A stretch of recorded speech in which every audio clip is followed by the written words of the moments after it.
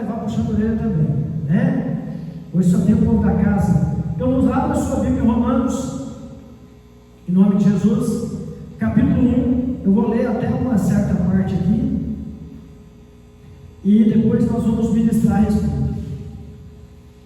Paulo, servo de Jesus Cristo, chamado para ser apóstolo, separado para o Evangelho de Deus, o qual foi por Deus outrora prometido por intermédio dos seus profetas nas Sagradas Escrituras, com respeito a seu filho, o qual segundo a carne veio da descendência de Davi e foi designado Filho de Deus com poder, segundo o Espírito de santidade, pela ressurreição dos mortos, a saber, Jesus Cristo nosso Senhor, por intermédio de quem viemos a receber graça e apostolado, por amor do seu nome, para a obediência por fé entre todos os gentios, de cujo número sois também vós chamados para seres de Jesus Cristo. A todos os amados de Deus que estáis em Roma, chamados para seres santos, graça a vós outros e paz da parte de Deus, nosso Pai e do nosso Senhor Jesus Cristo. Primeiramente, dou graças a Deus, a meu Deus, mediante Jesus Cristo, no tocante a todos vós, porque em todo mundo é proclamada a vossa fé. Porque Deus a quem sirvo, em meu espírito, no Evangelho de seu Filho, é minha testemunha, de como incessantemente faço menção de vós em todas as minhas orações, suplicando que, em algum tempo, pela vontade de Deus, se me ofereça boa ocasião de visitá-los, porque muito desejo ver-vos, a fim de repartir convosco algum dom espiritual, para que sejais confirmados. Isto é, para que em vossa companhia, reciprocamente, nos confortemos por intermédio da fé mútua, vossa e minha. Porque não quero, irmãos, que ignoreis que muitas vezes me propus ter convosco, no que tenho sido até agora impedido, para conseguir igualmente entre vós algum fruto, como também entre os outros gentios, pois sou devedor tanto a gregos como a bárbaros, tanto a sábios como a ignorantes. Por isso, quando está em mim, estou pronto a anunciar o Evangelho também a vós outros em Roma. Pois não me, versículo 16, pois não me envergonho do Evangelho, porque é o poder de Deus para a salvação de todo aquele que crê, primeiro do judeu e também do grego, visto que a justiça de Deus se revela no Evangelho de fé em fé, como está escrito: o justo viverá da fé. A ira de Deus se revela do céu contra toda impiedade e perversão dos homens, que detêm a verdade pela injustiça, porquanto que de Deus se pode conhecer é manifesto em eles, porque Deus lhes manifestou.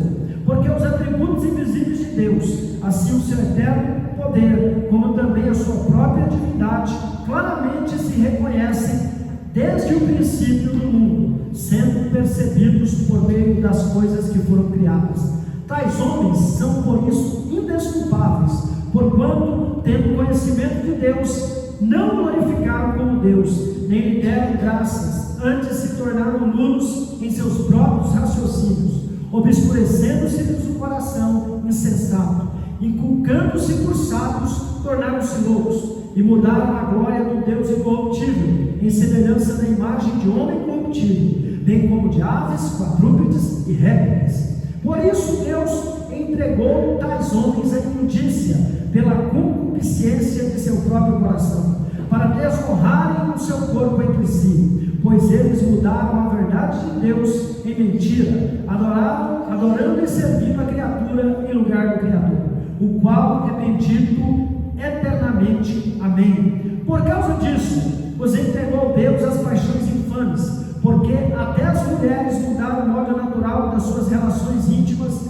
por outro, contrário à natureza. Semelhantemente os homens, também deixando o contato natural da mulher, se inflamavam mutuamente em sua sensualidade, cometendo torpeza, homens com homens, e recebendo em si mesmos a merecida punição do seu erro. Amém? Até o versículo 28. Uma das coisas que a gente tem que entender, Gabriel e Jonas, missionária Sibília e Manuvira, apóstola, missionária dela, é nós temos vivido, nesses últimos dias, um desserviço. Eu não orei, né? Espírito Santo, me usa em nome de Jesus. Tá certo, quando eu esquecer, me lembro. Nós temos vivido um desserviço para o Evangelho.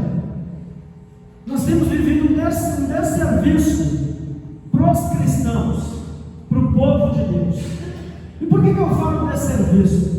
Porque nós temos muita gente que está vestindo a camisa de que sabe, que está se arvorando como mestre. E tem uma coisa muito interessante no mundo gospel, no mundo evangélico. Hoje nós temos o advento do YouTube, né? Eu vou falar da mídia social do YouTube. Eu vou deixar as outras mídias sociais, vou deixar o YouTube, amém? Se quiser pegar uma água para aliviar a tosse, pode pegar, amém?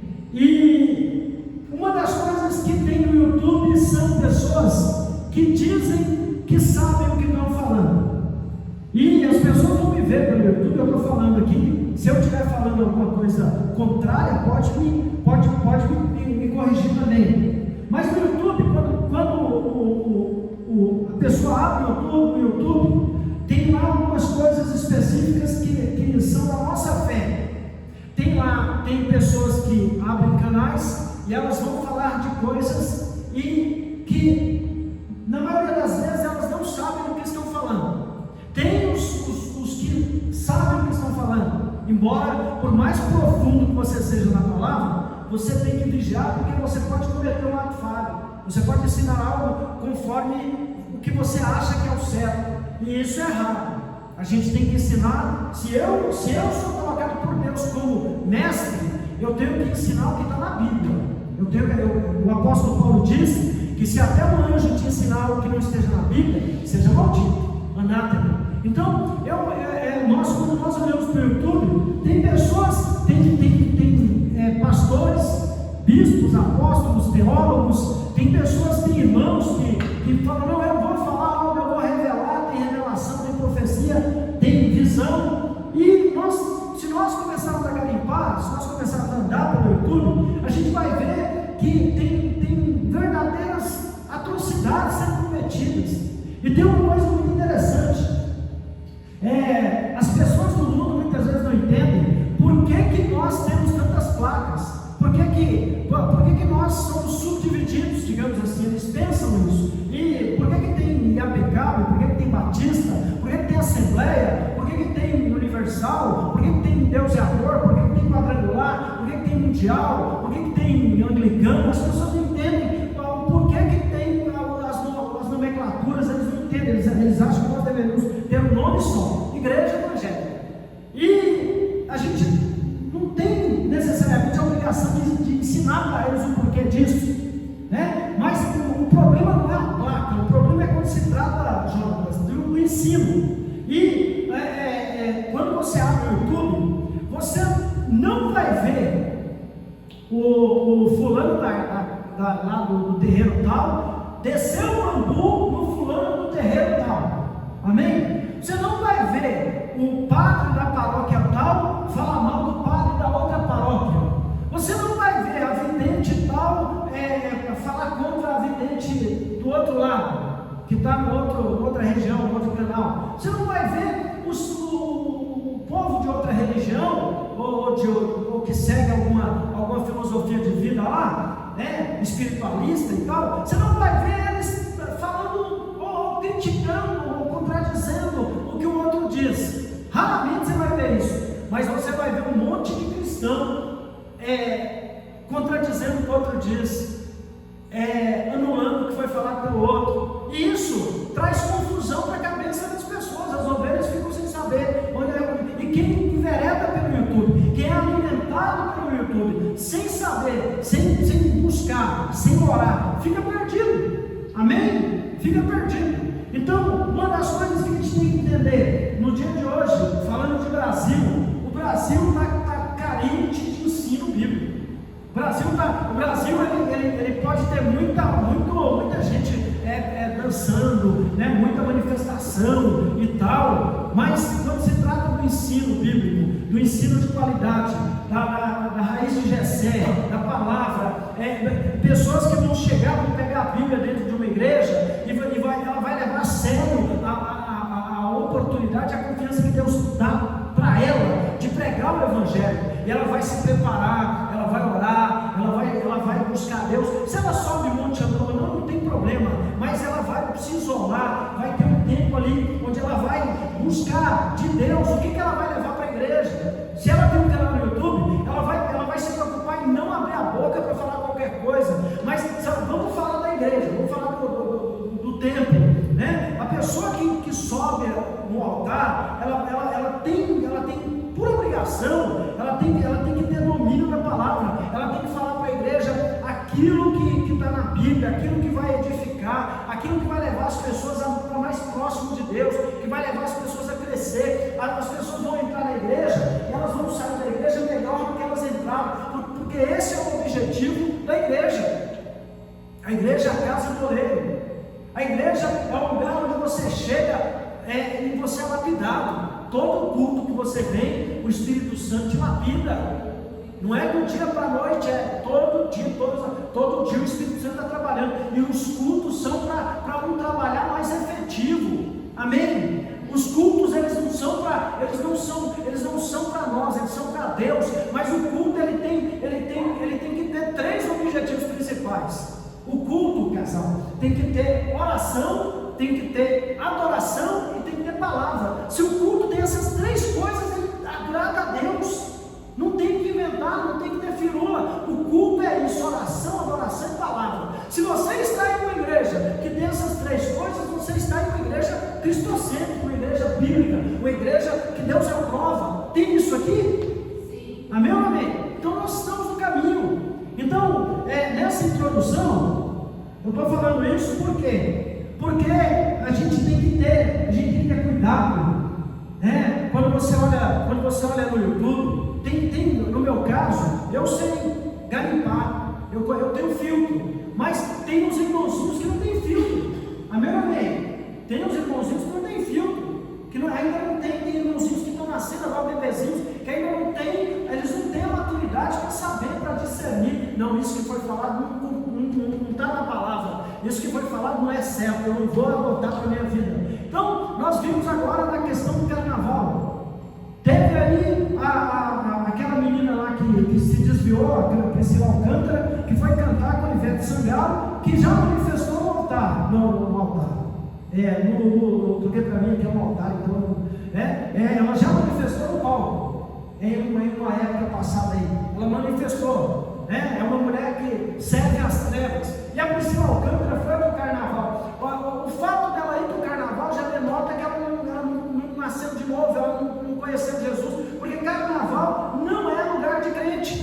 Carnaval, eu vou falar para os irmãos, nós estamos aqui em 7, número da perfeição de Deus, e eu não tenho vergonha de falar isso, eu não tenho medo de falar isso, eu não estou preocupado em falar isso. Amém? Carnaval não é um lugar para cristã, carnaval não é um momento para evangelizar, não é. Você vai chegar em pleno batuque lá no terreno da rua, está todo mundo lá manifestando, você vai chegar lá e vai evangelizar? Claro que não, você não pode ser imprudente. Então, eu vou para o carnaval, eu vou evangelizar. Crente não vai para carnaval, carnaval, festival da carne. Amém ou amém?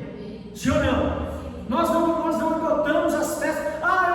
Eu vou só para ver. O que tem lá que vai te edificar? O que tem lá que vai nos alimentar? Não, apóstolo, mas aí é religiosidade. Calma aí, quer dizer que é religiosidade? Eu tenho certeza, achar a mãe de todos os erros. Eu tenho certeza pela palavra que eu não devo me misturar com as trevas. Eu não tenho que comer do alimento que o diabo serve. Eu não tenho nenhuma comunhão com Belial, nem com o que ele faz. Isso é religiosidade? Não.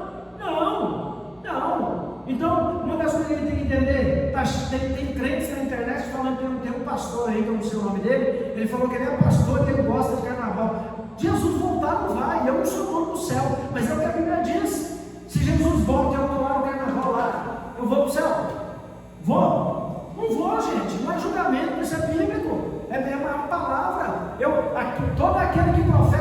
Senhor. Amém? Afaste-se da iniquidade. Sem santidade ninguém verá o Senhor. Agora, por que as pessoas não estão ministrando? Por que as pessoas não estão pregando isso nos altares? Com medo de perder público, com medo de perder coro, com medo de perder oferta, dízimo, com medo de que as pessoas vão embora. Mas eu vejo assim, a obrigação de um líder que ama as ovelhas é pregar o Evangelho. Amém? Pregar o Evangelho. E nós estamos vendo hoje,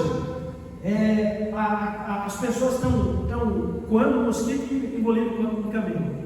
Os crentes estão desaprendendo coisas que não tem nada a ver e estão fazendo coisas que podem levar para o inferno. Amém? E aí nós vamos para a questão onde o apóstolo Paulo entrou aqui. Amém? Nós vamos para a questão dos relacionamentos, né? E antes disso eu quero falar de outra coisa. Nós, cristãos, a gente não anda com pessoas que não têm a mesma fé que a gente. Apóstolo, isso é religiosidade? Não é religiosidade, isso é cuidado, isso é zelo, isso é você saber quem você é. Diga-me com quem tu andas e direi quem tu és. Apóstolo, não, calma aí, apóstolo, eu tenho um monte de amigos do mundo, eles são do mundo. Aí eles têm um motivo de são católicos, são ateus, né? E hoje está no advento não acredito em nada. Faça o que quer, porque é tudo da lei, né? Então, apóstolo, eu tenho amigos que são do mundo, eu me sinto muito bem com eles, então tem algo errado, porque não tem comunhão entre a luz e as trevas. Amós 3,3 diz que quando andarão dois juntos e não estiverem de acordo. Você fica ali suportando o papo daquele povo do mundo. E quer não, aquilo entra em você. Amém ou amém? Quer não, aquilo vai te contaminar. Vai chegar uma hora que você vai estar igualzinho a eles, mesmo que você tenha um compromisso sincero com o noivo. Mas você vai ser contaminado. Apóstolo, como que é isso? Então quer dizer que eu não posso me aproximar? Pode. Eu trabalhava numa empresa, aí o pessoal virou para mim um dia, e nessa época era bem radical. Aí o pessoal virou para mim um dia e falou assim, nessa época eu já era obreiro. O pessoal virou para mim e falou assim, Sérgio, a gente queria muito que você fosse comer uma feijoada com a gente, porque eu mesmo sendo radical na palavra, eu era agradável. E eles falaram, a gente quer muito que você sente com a gente na mesa, com uma feijoada. E aí eu orei, eu falei, pode ir. Eles falaram comigo só, pode ir, que nós já combinamos todo mundo, ninguém vai falar palavrão. Quem falar palavrão, a gente expulsa da mesa. Ninguém vai falar palavrão, amém? A gente só pede que, se você deixar, a gente vai pedir só um copinho de caipirinha, fraquinha, só para acompanhar a feijoada. Se você deixar, se sentir incomodado, nem isso a gente pede. Aí eu falei, não, eu vou. Eu fui e ali eles comeram a feijoada. Todo mundo, eu vi a alegria no rosto deles. Eu sentei com eles, nós comemos a feijoada ali no sábado, né, que a gente trabalhava. E eu conversei, nós falamos ali das coisas de Deus. Ninguém falou um palavrão e eles ficaram felizes. Olha para você ver que coisa boba. Mas eles tiveram que ir segundo os meus termos. Segundo os meus termos. Eu falei, se tiver palavrão, se tiver imundícia, eu não vou. E eles consertaram, eles falaram, comportem-se, porque o Sérgio é crente. Então, uma das coisas que eu tenho que entender, a Bíblia diz que eu sou sal e luz. A luz serve para quê? Iluminar. Então vamos trazer para cá. Se eu sou sal e luz, eu sou luz. Eu sirvo para iluminar. Se a minha luz não está iluminando o que está nas trevas, dentro ou fora da igreja, eu estou sendo luz? Não. Eu sou sal. Sal serve para quê? Para temperar, não para salgar. Para temperar. Sal serve para?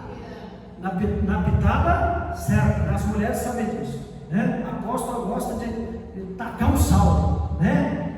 Mas ela cozinha bem. Mas ela volta e meia, ela taca um sal, né, apóstola? Ali. Se eu não estou causando constrangimento nas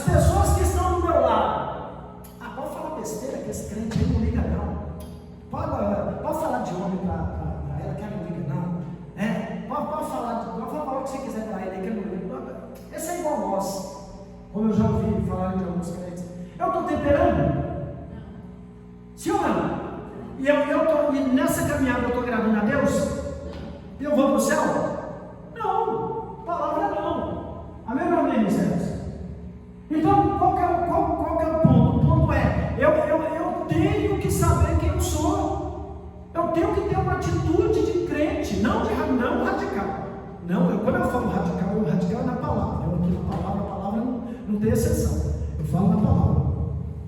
Mas eu estou falando do fundamentalismo, do radicalismo religioso. Eu estou falando radical na palavra. Então, eu tenho que entender, se eu estou convivendo com pessoas que vivem na imundícia dentro ou fora da igreja, e elas estão confortáveis do meu lado, é sinal de que o meu evangelho é fraco, de que a minha fé é rasa. É sinal que eu não estou dando exemplo, de que eu não estou incomodando. Por quê? Porque eu não estou brilhando, eu não estou temperando. Amém? Agora, uma das coisas que eu tenho que entender é como que eu vou andar nesse sentido? Qual é o equilíbrio? O equilíbrio é simples. Você é cristão, você é de Deus, você vive segundo a palavra, você vive no Salmo 1, você não se assenta na roda dos escarnecedores, você não anda segundo o conselho dos ímpios e nem se detém na roda dos escarnecedores, você não senta, não anda e não para. Você é uma pessoa de Deus. Vamos supor, Mistérios. Mistérios ela é missionária, ela é cristã, serva de Deus, tem 16 anos, amém? E aí ela vai andar com meninas que gostam da promiscuidade, que querem a promiscuidade, sendo crente ou não. E ela continua andando, ela continua ali, e ela sabe que Deus a prova. Ela continua com um grupinho que volta e meia fala coisas que ofendem a fé dela, que ofendem o Espírito Santo. E ela não liga, ela está ali só para usufruir da companhia. O que vai acontecer? Haverá reclamação da parte de Deus. Por quê? Porque se ela está convivendo com aquelas pessoas estão vivendo na podridão, estão se comportando mal, mesmo sabendo quem ela é. E estão confortáveis, e ela não dá emenda, ela vai ser reprovada por Deus. Vocês estão me entendendo? Amém ou amém? Vocês concordam comigo? Comigo não, com Deus, né? Com a palavra. Amém? Deixa eu falar um negócio para vocês. Se eu já falei, eu vou falar de novo. Lá nos Estados Unidos, um homem de Deus falou para mim que nos Estados Unidos tem uma igreja que você paga $150 para entrar. Todo mundo. Lá dentro tem McDonald's. Olha que chique. Tem McDonald's. Você entra com um carro dentro da igreja, no estacionamento, tem McDonald's. Ou na nave. Só que quando alguém vai lá ministrar, o líder da igreja chama a pessoa no gabinete e fala para a pessoa: você vai ministrar aqui. Não fale contra adultério, não fale contra homossexualismo, não fale contra mentira, não fale contra pornografia. Não é uma igreja. Amém? Mas por que não é para falar? Porque nós não queremos que ninguém saia daqui chateado. É para falar só de coisa boa. E o Brasil vai chegar, olha para mim, antes de Jesus voltar, o Brasil vai chegar nesse pé. Você não vai poder fazer isso que eu estou fazendo hoje aqui, nem é pecado. Se não for concedidas, vão criar leis que vão impedir o povo de Deus de pregar o Evangelho. E sem pregação do Evangelho não há transformação. Amém? Não há transformação. Então, uma das coisas que você tem que saber quem você é em Cristo. Como eu estava falando antes, as pessoas vão ensinar a palavra, não tem hermenêutica, não tem exegese, não tem homilética, não tem concordância verbal. Não conhece a historicidade daquilo que eles vão ensinar. E eles falam: não, eu acho que é assim, então eu vou falar isso. Por isso que é necessário que nós venhamos a aprender. Por isso que é necessário que nós venhamos a ouvir a palavra, Jonas, para a gente crescer na graça e no conhecimento. Deixa eu falar um negócio para vocês. Vocês já ouviram falar do dom de discernimento? O dom de discernir os espíritos? O dom do discernimento. Você sabe quem é que ativa o dom do discernimento na gente? Conhecimento da palavra. Quem conhece a palavra tem o dom do discernimento. Amém? E o apóstolo Paulo está falando aqui, ó. Ele está nos exortando. Ele está falando do povo de Roma, mas essa palavra é para que dia? Para quem? Então nós somos os romanos hoje. O apóstolo Paulo está falando para Roma. E eu não vou começar do início, não. Eu vou já para a parte aqui. Amém? Eu vou para o versículo 16 em diante. Amém? O apóstolo Paulo se apresenta para Roma, apóstolo Ruth.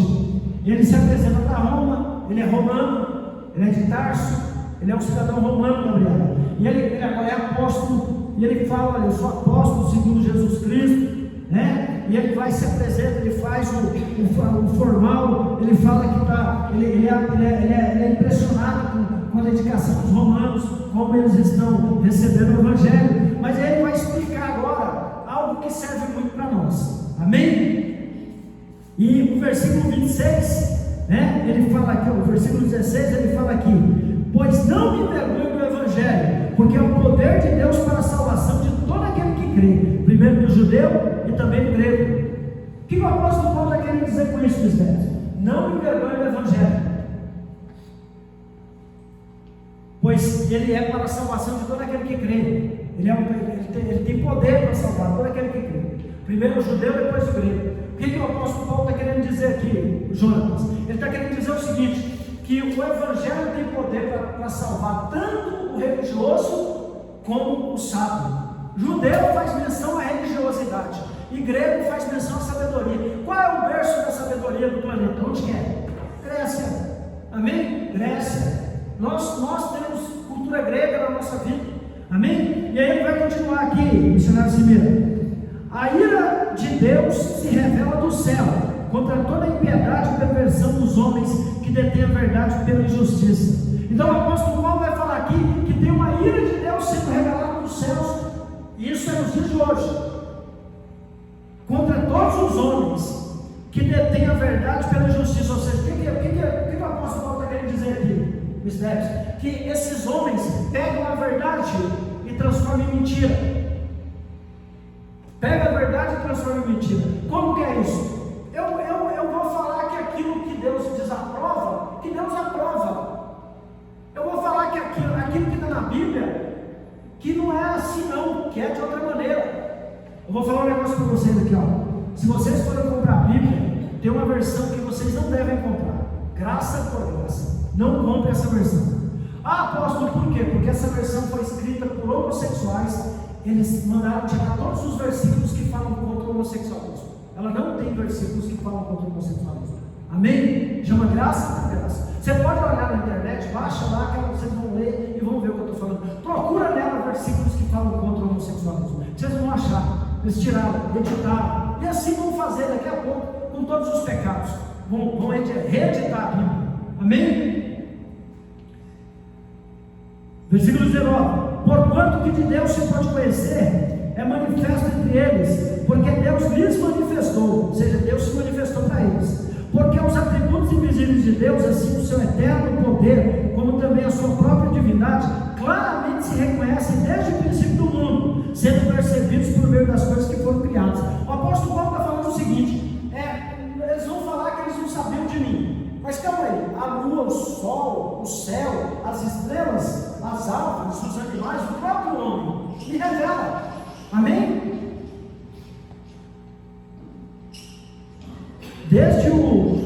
Se reconhecem desde o princípio do mundo, sendo percebidos por meio das coisas que foram criadas. Tais homens são por isso indesculpáveis. Versículo 21: porquanto, tendo conhecimento de Deus, não glorificaram como Deus, nem lhe deram graças. Antes se tornaram nulos em seus próprios raciocínios, obscurecendo-se-lhes o coração insensato, inculcando-se por sábios, tornaram-se loucos, e mudaram a glória de Deus, do Deus incorruptível, Deus com D maiúsculo, do Deus incorruptível, em semelhança da imagem do homem, de homem corruptível, bem como de aves, quadrúpedes e répteis. Amém? Versículo 23. O que Roma tinha? O que tinha na Grécia? O que tem na Índia?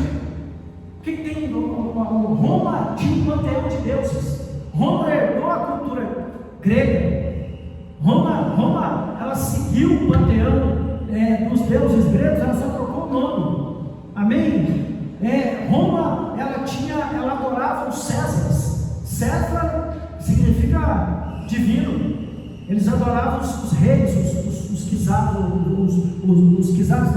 os Césares romanos, aqueles que governavam, eram tidos como divindades. Tinha moeda entalhada com a face deles. César não era o nome, César era o título. Amém? Eles adoravam deuses em forma de bicho, forma se a gente for para a Bíblia, Dragão tinha metade peixe e metade homem.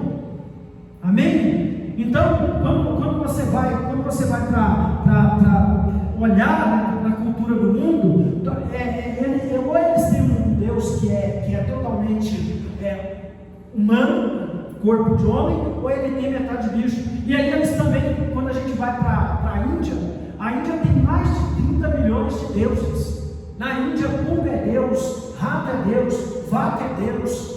Amém? Tudo lá é Deus, eles adoram tudo. As mães pegam o leite, colocam o rato dentro, depois dá para os filhos, que é para abençoar os filhos. Então, você não pode matar uma vaca na Índia, que você vai morto, porque a vaca é considerada sagrada. Amém? Ele adora um tal de Ganesh, que é um menino com cabeça de elefante. Amém? Então, tem uma coisa que a gente tem que entender: existe ignorância por parte deles, sim, mas nem tanto. Amém? É o que o apóstolo Paulo está falando aqui. E a gente no Brasil também costuma eleger deuses, viu? Televisão, celular, marido, filho. Isso também é idolatria, porque nós estamos falando de idolatria. E olha que interessante. Olha o que a idolatria provoca. Vocês estão sendo abençoados? Amém. Olha o que a idolatria provoca. Deixa eu falar um negócio para vocês. Vocês sabiam que a perversão humana é fruto da idolatria? Apóstolo, como que é isso? O idolatrar o outro, o corpo, a beleza, o sexo, que leva à luxúria. Amém? É idolatria. Olha que interessante o versículo 23, Jonas. Por isso Deus entregou tais homens à imundícia, por causa da idolatria. Por causa da idolatria, Deus entregou tais homens à imundícia. Qual foi a causa de Deus ter entregado eles à imundícia? Olha o versículo 23. Hermenêutica. Se você quiser entender a Bíblia, leia o versículo anterior e o posterior, você vai entender o primeiro. Amém? Isso é hermenêutica. No versículo 25 vai explicar: por isso Deus entregou tais homens à imundícia, pela concupiscência de seu próprio coração, ou seja, pela imundícia do seu próprio coração. Deus entregou eles à imundícia, para desonrar o seu corpo entre si. Isso aqui está falando de luxúria. A idolatria é a causa da perdição, da luxúria, da imundícia de uma nação, de uma igreja. Amém? Então não é brincadeira. A idolatria não é brincadeira. Para desonrar o seu corpo entre si. Versículo 25. Pois eles mudaram a verdade de Deus em mentira, adorando e servindo a criatura em lugar do Criador, o qual é bendito eternamente. Amém. Olha o versículo 26 de novo. Por causa disso, os entregou a Deus as paixões infames, porque até as mulheres mudaram o modo natural de suas relações íntimas por outro, contrário à natureza. Lesbianismo. Para bom entendedor, o que é isso aqui? Lesbianismo. Por causa da idolatria, o ser humano se tornou promíscuo. Ele passou a idolatrar o outro. Olha que olha que coisa. Vamos. Meu Deus é o sexo, meu Deus é o corpo, meu Deus é o físico. Versículo 27. Semelhantemente, os homens, também deixando o contato natural da mulher, se inflamaram mutuamente em sua sensualidade, cometendo torpeza homens com homens. A idolatria trouxe isso. Adoração das coisas naturais, de bicho, de gente, coisas, tirando Deus do altar. E aí eles vão mentir. Lá em Gênesis, já vou terminar, lá em Gênesis diz que Deus criou macho e fêmea. Deus criou homem e mulher. Deus fez o primeiro casamento do Éden. Deus não criou homem para casar com homem, nem mulher para casar com mulher. Deus não criou o adulto para ter relacionamento com criança. Não é isso, não é essa a ordem que Deus estabeleceu. Amém? Mas aqui eles estão mentindo, não pode. Deus estava mentindo. Pode. E aí eu vou te falar um negócio aqui para você entender, não vai dar para concluir o raciocínio totalmente, mas eu quero que você entenda o seguinte: a igreja não aprova. Vai parecer que eu estou sendo redundante, mas eu quero que você entenda isso. Você tem que fixar na sua mente, você tem que ter convicção do seu chamado, de quem você é, do seu cristianismo. Você não pode negociar. Biblicamente, os princípios de Deus, e Deus não quebra princípios, Deus não negocia princípios. Se você é cristão, se você é servo de Deus, você não vai a festas profanas. Se você é servo de Deus, você não compactua, não aprova homossexualismo, lesbianismo, pedofilia. Se você é de Deus de verdade, se você realmente é um crente bíblico, você não aprova o aborto. Amém? A menos que a mãe esteja em risco, a menos que seja produto de um estupro. Mesmo assim, se a mãe quiser parir e doar, é melhor do que matar o bebê inocente, porque o bebê é inocente. Amém? Eu sou o seu líder espiritual, eu sou veementemente contra o aborto. Não tem negócio, não aceito. E não é porque é bíblico, é Bíblia. Deus é contra, aborto é sacrifício a Moloque. Amém? Então, para a gente fechar com chave de ouro, tem uma coisa que você não pode fazer, você não pode negociar. Não apóstolo, eu não vou ser radical, você tem que ser radical. Você não pode concordar com essas coisas. Mas por que você não concorda? Porque você é retrógrado. A Bíblia está falando aqui que os que se achavam sábios tornaram-se loucos. Por que você não aceita? Porque eu sou de Deus, porque eu sou cristão. E aí você tem que ter Bíblia para você falar na Bíblia.